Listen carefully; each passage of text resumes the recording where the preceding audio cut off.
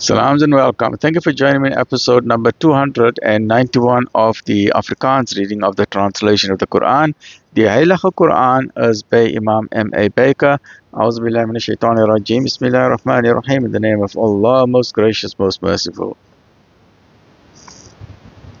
In de naam van Allah, die barmhartige, die genadige. Afdeling 4 van hoofdstuk nummer 20, Surah Taha. Die Israëlieten aanbiedt die kalf. En waarlijk, ons het aan Moses geopenbaar. Reis met my dienaars gedurende die nacht en baan vir hulle 'n droë weg deur die see, sonder vrees dat u ingehaal sal word. En moenie bang wees nie.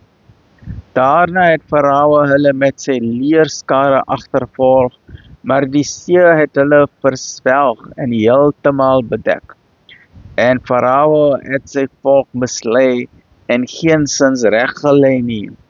O kinders van Israel, ons het julle waarlik van jul vyand verlos en 'n verbond met julle aan die regterkant van die berg gesluit en manna en kortels vir julle afgestuur.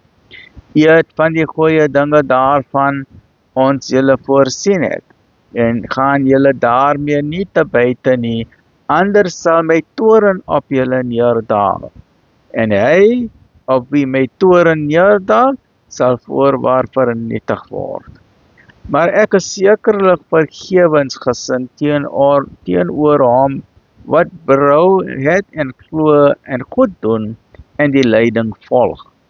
En wat het u so haastig van u volk laat weggaan, o Moses?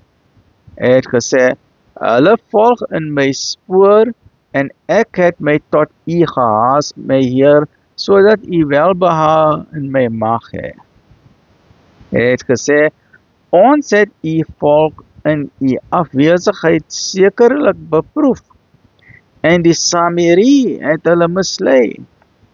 Toe het Moses na sy volk teruggekeer, toornig en bedroef, het gesê, o my volk, het julle Heer julle nie aangename dinge beloof nie?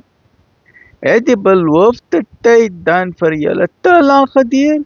Of het julle begeer dat die toorn van julle Heer op julle moet neerdaal? En het julle daarom julle belofte aan my verbreek?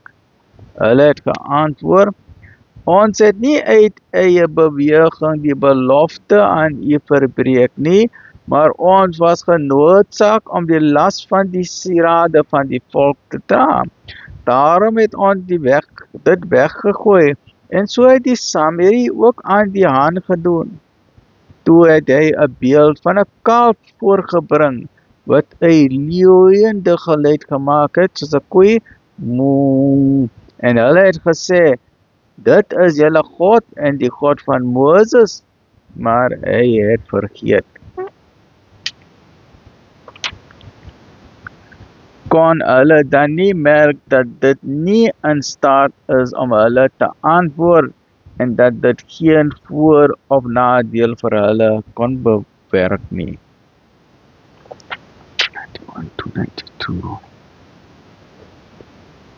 Join me in the next episode with episode number 292 van die Heilige Koran. Alhamdulillah.